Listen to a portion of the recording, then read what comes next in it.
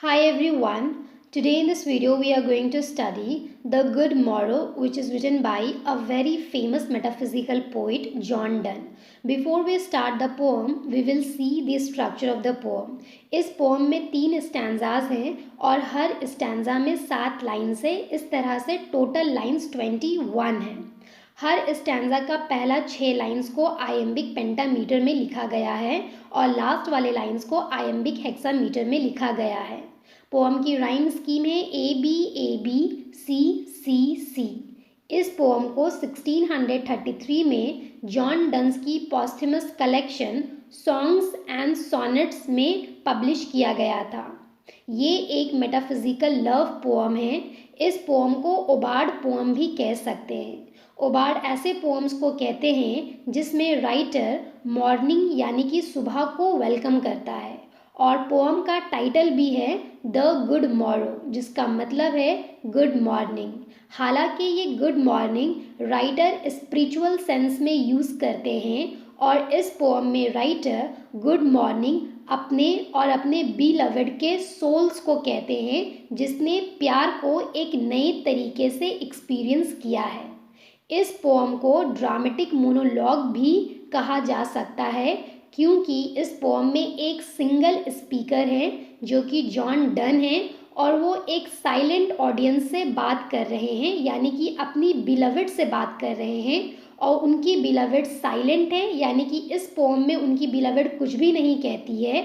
और John Donne के words के थ्रू हमें जॉन डन का पर्सपेक्टिव पता चलता है प्यार को लेकर के.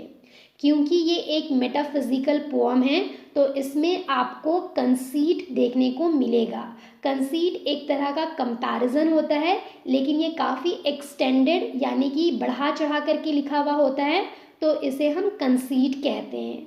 इस पोम में राइटर ने बहुत सारे स्ट्रेंज और कॉम्प्लेक्स इमेजरीज का भी यूज़ किया है ताकि वो लव और रिलीजन जैसे कॉन्सेप्ट को एक्सप्लोर कर सके. इस पोम में पन का भी यूज़ किया गया है. पन ऐसे वर्ड्स को कहते हैं जिसके 2 या डबल मीनिंग हो सकते हैं. इसके साथ साथ इस पोम में एलिट्रेशन यानी कि कॉन्सोनेंस और एसोनेंस, एल्यूजन, इंजैममेंट, एनाफोरा और रेटोरिकल क्वेश्चंस जैसे फिगर ऑफ स्पीच का भी यूज़ किया गया है. देखिए, पोम की सेटिंग की बात करें तो जॉन डन अभी अपनी बिलवेड के साथ एक रूम में हैं और उन्होंने अपनी बिलवेड के साथ सच्चा प्यार को एक्सपीरियंस किया है, लेकिन वो ये जानना चाहते हैं कि वो एक दूसरे के लवर्स बनने से पहले क्या करते थे. उन्हें उस वक्त ही ये क्यों नहीं समझ में आ गया था कि वो एक दूसरे से प्यार करते हैं, और इसी चीज़ को वो फर्स्ट स्टैंजा में अपनी बिलवेड से पूछते हैं. I wonder by my throat what thou and I did till we loved. Were we not weaned till then? यहाँ पे आप देख सकते हो कि जो फर्स्ट लाइन है वो एब्रप्टली आई पे एंड हो जाता है और इसे कंप्लीट तरीके से समझने के लिए सेकंड वाली लाइन का हेल्प लेना होगा, यानी कि इस दोनों लाइन को जोड़ करके पढ़ना होगा. यानी कि हम कह सकते हैं कि यहाँ पे फर्स्ट लाइन में इंजैममेंट का यूज़ किया है. तो राइटर फर्स्ट वाले लाइन में ये कहते हैं कि मैं आश्चर्यजनक होकर सोचता हूँ उन सच्चाइयों के बारे में. थ्रॉट का मतलब सच्चाई, कि तुम यानी कि दाव और मैं यानी कि आई एक दूसरे के प्यार में पड़ने से पहले क्या करते थे. क्या हम इतने छोटे थे कि तब तक हमारा ब्रेस्ट फीडिंग चल ही रहा था? क्या हमारे ब्रेस्ट फीडिंग को बंद नहीं कराया गया था? वींड का मतलब होता है बच्चे को माँ का दूध छुड़वा देना और उसे बाहर का खाना देना. यहाँ पे आप देख सकते हो कि फर्स्ट वाले लाइन में साउंड आई जो है वो बार बार रिपीट हो रहा है, जैसे कि आई, बाई, माई और फिर से आई.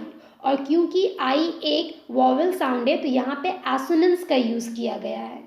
उसी तरह सेकंड वाले लाइन में साउंड डब्ल्यू यानी कि वा जो है वो रिपीट हो रहा है और यहाँ पे वा जो है वो एक कॉन्सोनेंट साउंड है, यानी कि यहाँ पे कॉन्सोनेंस का यूज़ किया गया है. But sucked on country pleasures childlessly. और आगे राइटर अपनी बिलवेड से पूछते हैं लेकिन क्या हम अपने फिजिकल डिज़ायर्स को पूरा करने के लिए बच्चों की तरह एक दूसरे को सक्ड करते थे? किस करते थे। यहाँ पर इस लाइन का एक और मतलब ये हो सकता है कि क्या हम बच्चों की तरह कंट्री प्लेजर्स को एंजॉय करते थे और छोटी छोटी चीज़ों में खुशियाँ ढूंढ करके खुश हो जाया करते थे। यहाँ पर कंट्री प्लेजर्स को एज अ पन यूज़ किया गया है और इसके दो मतलब है। पहला मतलब है सेक्स और दूसरा मतलब है छोटी छोटी चीज़ों में खुशियाँ ढूंढ करके खुश हो जाना। राइटर ये दिखाने की कोशिश कर रहे हैं कि जब उन्हें ट्रू लव का मतलब नहीं पता था तो वो काफ़ी इमेच्योर थे और इसलिए वो अनसोफिस्टिकेटेड एक्टिविटी किया करते थे। और snorted we in the seven sleepers den. और आगे राइटर कहते हैं क्या हम या फिर हम सेवन स्लीपर्स की तरह खराटे मारकर एक गुफा में सो गए थे। अब ये सेवन स्लीपर्स क्या है, तो बाइबल की ये एक स्टोरी है जिसमें 7 क्रिश्चियन बच्चे राजा की क्रूएलिटी से बचने के लिए एक गुफा में सो गए थे और फिर वो 300 साल के बाद उठे थे। इसी स्टोरी का जॉन डन ने यहाँ पर रेफरेंस दिया है और ऐसे लिटरेरी डिवाइस को हम एल्यूजन कहते हैं, यानी कि यहाँ पे 7 स्लीपर्स की स्टोरी को एल्यूड किया गया है। यहाँ पर आप देख सकते हो कि जो साउंड सा है वो बार बार रिपीट हो रहा है और क्योंकि ये एक कॉन्सोनेंट साउंड है तो यहाँ पे हम कह सकते हैं कि कॉन्सोनेंट्स का यूज़ किया गया है।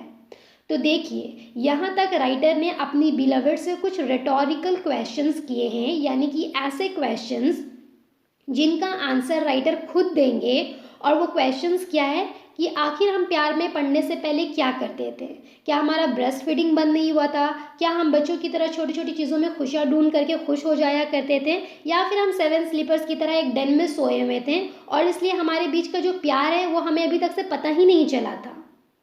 अब राइटर ये सारे क्वेश्चंस का आंसर देते हुए कहते हैं it was so but this all pleasures fancies B.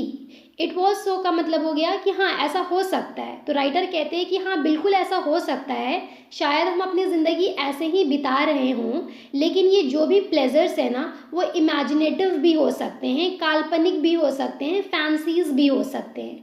कहने का मतलब ये हुआ कि जब राइटर को उनकी बिलवेड नहीं मिली थी तो उनसे पहले वो जो भी काम करते थे वो उन्हें काफ़ी ज़्यादा ड्रीम की तरह लगता था, इमेजिनेशन की तरह लगता था, रियल नहीं लगता था।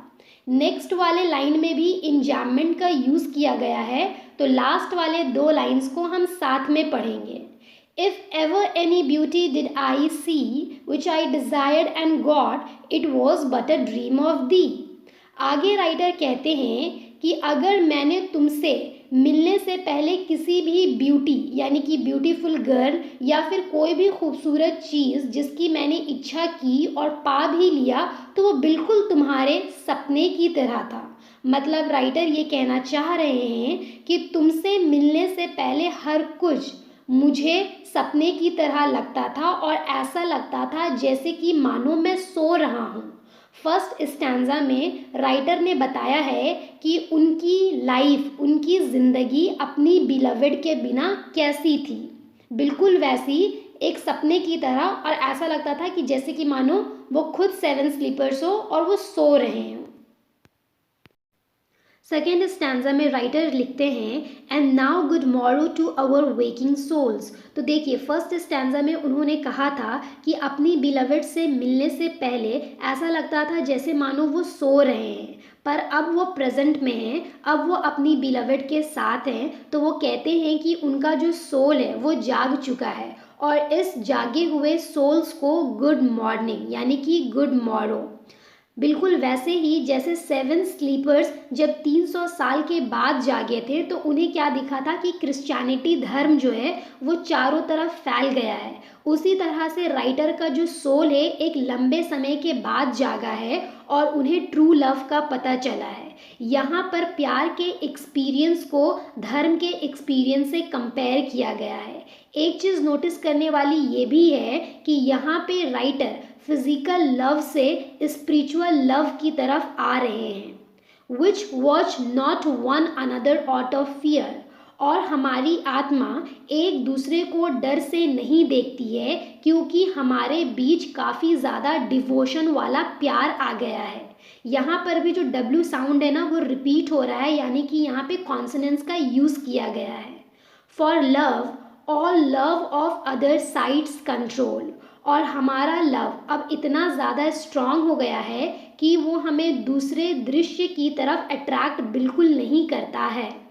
And makes one little room and everywhere. और राइटर कहते हैं कि हमारा जो लिटिल रूम है जहाँ पे अभी हम हैं वो हमारे लिए पूरी दुनिया की तरह है, वो हमारे लिए एवरीवेयर है, हर कुछ है, पूरी दुनिया की तरह है। यहाँ पर राइटर अपने माइक्रो रूम को, अपने लिटिल रूम को रियल वर्ल्ड से कंपेयर कर रहे हैं। Let sea discoverers to new worlds have gone, let maps to other worlds on worlds have shown, let us possess one world, each hath one and is one। यहाँ पे आप देख सकते हो कि ये 3 लाइन्स एक ही वर्ड यानी कि लेट से स्टार्ट हो रहा है, और जब पोम्स के कंजिक्यूटिव लाइंस एक वर्ड से स्टार्ट होते हैं तो ऐसे फिगर ऑफ स्पीच को हम एनाफोरा कहते हैं, यानी कि यहाँ पे एनाफोरा का यूज़ किया गया है। आगे राइटर कहते हैं कि जो सी डिस्कवरर्स है, यानी कि जिनका काम होता है आइलैंड, समुद्र या फिर कोई नई जगह ढूंढना, उसे ढूंढने दो और फिर इन प्लेसेस को मैप्स में भी अपडेट किया जाता है। तो ये सारे काम को होने दो, क्योंकि डिस्कवरीज और मैप्स में नए नए कंट्रीज़ के एडिशन से हमें कुछ फ़र्क नहीं पड़ता, क्योंकि हमारी अपनी एक दुनिया है। Each hath one and is one, यानी कि पोएट और उनकी बिलवेड की अपनी अलग अलग दुनिया है, और वो दुनिया दोनों के लिए एक है, और वो अपने मतलब उनकी जो बॉडीज़ है वो एक दूसरे के लिए एक एक दुनिया है, और वो अपने बॉडीज़ को ही एक्सप्लोर करेंगे, इसलिए उन्हें नई डिस्कवरीज से कोई भी फ़र्क नहीं पड़ता है। यहाँ से हमारा थर्ड स्टैंजा शुरू होता है। माई फेस इन दाइन आई, दाइन in mine appears. John Donne कहते हैं कि मेरा चेहरा तुम्हारी आँखों में है और तुम्हारा चेहरा मेरी आँखों में है। कहने का मतलब ये हुआ कि जब वो एक दूसरे को देखते हैं तो उन्हें सिर्फ वही नज़र आते हैं, और साथ ही साथ उनके आईज़ में उनका एक दूसरे का जो चेहरा है वो भी रिफ्लेक्ट करता है। यहाँ पर भी आप देख सकते हो कि जो वर्ड आई है वो बार बार, साउंड आई जो है वो बार बार रिपीट हो रहा है, तो यहाँ पे भी एसोनेंस का यूज़ किया गया है। And true plain hearts do in the faces rest. और राइटर कहते हैं कि हमारे दिल की सच्चाई जो है वो हमारे चेहरे से भी झलकती है। Where can we find two better hemispheres. और आगे राइटर कहते हैं अपने और अपनी बिलवेड के बारे में कि हमसे बेहतर हेमिस्फेयर और कुछ नहीं हो सकता है। हेमिस्फेयर का मतलब आपको पता होगा कि जब आप अर्थ को या फिर ग्लोब को हॉरिजॉन्टली 2 लाइन में बांटते हो, 2 पार्ट में, तो उसके 2 सेमी सर्कल हो जाते हैं और उसे हेमिस्फेयर कहा जाता है। यहाँ पर राइटर अपने आप को और अपनी बिलवेड को हेमिस्फेयर से कंपेयर कर रहे हैं, और ये कंपैरिजन जो है वो काफ़ी ज़्यादा स्ट्रेंज है, इसलिए हम कह सकते हैं कि यहाँ पे कंसीट फिगर ऑफ स्पीच का यूज़ किया गया है। Without sharp north, without declining west. आगे राइटर फिर से रिटोरिकल क्वेश्चन करते हैं और पूछते हैं कि हमसे बेहतर हेमिस्फेयर कहीं नहीं मिल सकता, क्योंकि यहाँ पर शार्प नॉर्थ नहीं है जैसा कि रियल अर्थ में होता है। रियल अर्थ के हेमिस्फेयर में शार्प नॉर्थ होता है, यानी कि काफ़ी ज़्यादा ठंड पड़ती है नॉर्थ में, और डिक्लाइनिंग वेस्ट भी होता है जहाँ पर सूरज ढल जाता है और अंधेरा हो जाता है। पर राइटर और उनकी बिलवेड के हेमिस्फेयर में ना ही नॉर्थ की ठंड है और ना ही वेस्ट का अंधेरा है, इसलिए इनसे बेहतर हेमिस्फेयर कोई नहीं हो सकता, ऐसा राइटर कहते हैं। आप देख सकते हो कि राइटर ने नॉर्थ, वेस्ट, हेमिस्फेयर, सी डिस्कवरर जैसे वर्ड्स का यूज़ किया है ताकि वो पोम में एक स्ट्रेंज और कॉम्प्लेक्स इमेजरी का यूज़ कर सके, और यही है स्ट्रेंज और complex imagery. Whatever dies was not mixed equally. आगे राइटर कहते हैं कि जो कुछ भी इक्वली मिला हुआ नहीं था वो मर जाता है, जो अच्छे से नहीं मिला हुआ होता है वो मर जाता है। यहाँ पे writer medieval theories of medicine की बात कर रहे हैं, जिसमें ये कहना था कि अगर हमारे बॉडी में सर्टेन एलिमेंट्स इम्बैलेंस हो जाए तो वो डिजीज़ या डेथ का रीज़न बन सकता है। और इस लाइन को आप लव के पर्सपेक्टिव से भी पढ़ सकते हो कि अगर दोनों पार्टनर की तरफ से सेम अमाउंट में प्यार ना मिले, अगर दोनों पार्टनर का अमाउंट अच्छे से मिक्स ना हो तो वो मर जाता है, उनका प्यार मर जाता है। आगे राइटर लिखते हैं, If our two loves be one, or thou and I love so alike that none do slacken, none can die। Last वाले लाइंस को हम साथ में पढ़ेंगे क्योंकि यहाँ पे इंजाममेंट का यूज़ किया गया है। तो आगे राइटर कहते हैं कि अगर हमारी मोहब्बत एक हो जाए, यानी कि हमारा प्यार का जो प्रोपोर्शन है वो इक्वली मिक्स हो जाए, या फिर तुम और मैं एक जैसा प्यार करें, यानी कि सेम इंटेंसिटी के साथ प्यार करें, तो हम दोनों में से कोई भी कमज़ोर नहीं होगा, स्लैकिन नहीं होगा, और ना ही हम और हमारा प्यार कभी मरेगा। और यही है मेटाफिजिकल। यहाँ पर writer beyond the physical world की बात कर रहे हैं, यानी कि यहाँ पे राइटर स्पिरिचुअल और ट्रू लव की बात कर रहे हैं, जो कि इस फिजिकल वर्ल्ड के बियॉन्ड भी जिंदा रहेगी अगर दोनों का प्यार बहुत अच्छे से मिक्स हो जाए। तो यहाँ पर आप देख सकते हो कि जो राइटर है वो अपने प्यार को काफ़ी ज़्यादा एग्जैजरेट, बढ़ा चढ़ा करके बोल रहे हैं। तो यहाँ पे आप कह सकते हो कि हाइपरबली का यूज़ किया गया है। यहाँ पे हमारा पोम कंप्लीट होता है। पोम के कुछ इम्पॉर्टेंट थीम्स को भी डिस्कस कर लेते हैं। पहला इम्पॉर्टेंट थीम है लव, क्योंकि ये एक लव पोम है और यहाँ पे लव को रिलीजियस एक्सपीरियंस से कंपेयर किया गया है। जब कोई इंसान किसी धर्म को नहीं जानता है तो उसकी ज़िंदगी सोई हुई सी लगती है, और ऐसा ही जॉन डन को लगता था जब उन्हें प्यार नहीं हुआ था। और जब इंसान धर्म के बारे में जान जाता है तो उसकी जो आत्मा होती है, उसकी जो स्पिरिचुअल आत्मा होती है वो जाग जाती है, बिल्कुल वैसे ही जैसे जॉन डन की सोल जाग जाती है प्यार करने के बाद। तो आप देख सकते हो कि धर्म को प्यार के एक्सपीरियंस से कंपेयर किया गया था। और अगर आपको वो 7 स्लीपर्स वाला लाइन भी याद होगा तो आप उस चीज़ को भी यहाँ पे रिलेट कर सकते हो। सेकेंड इम्पॉर्टेंट थीम है एक्सप्लोरेशन एंड एडवेंचर। ये पोम को द एज ऑफ डिस्कवरी के टाइम पे लिखा गया था, और the age of discovery around 15 to 17 century के पीरियड को कहते हैं। उस टाइम पे लिखा गया था जिस टाइम पे नए लैंड्स, आइलैंड और जगह जैसे कि अमेरिका को डिस्कवर किया जा रहा था। तो इस बात का भी रेफरेंस जॉन डन ने अपने इस पोम के सेकंड स्टैंजा में दिया है। साथ ही साथ अगर आप यहाँ पे एक्सप्लोर का मेटाफोरिकल मीनिंग ढूंढोगे तो राइटर जो है वो एक्सप्लोर करना चाहते हैं स्पिरिचुअल लव को, यानी कि वैसा प्यार जो बियॉन्ड द फिजिकल वर्ल्ड भी रह सके, वैसा प्यार को वो एक्सप्लोर करने की बात करते हैं। तो यहाँ पे हमारा पोम कंप्लीट होता है। आई होप आपको ये वीडियो अच्छी लगी होगी। Please do let me know in the comment section. Thank you so much for listening.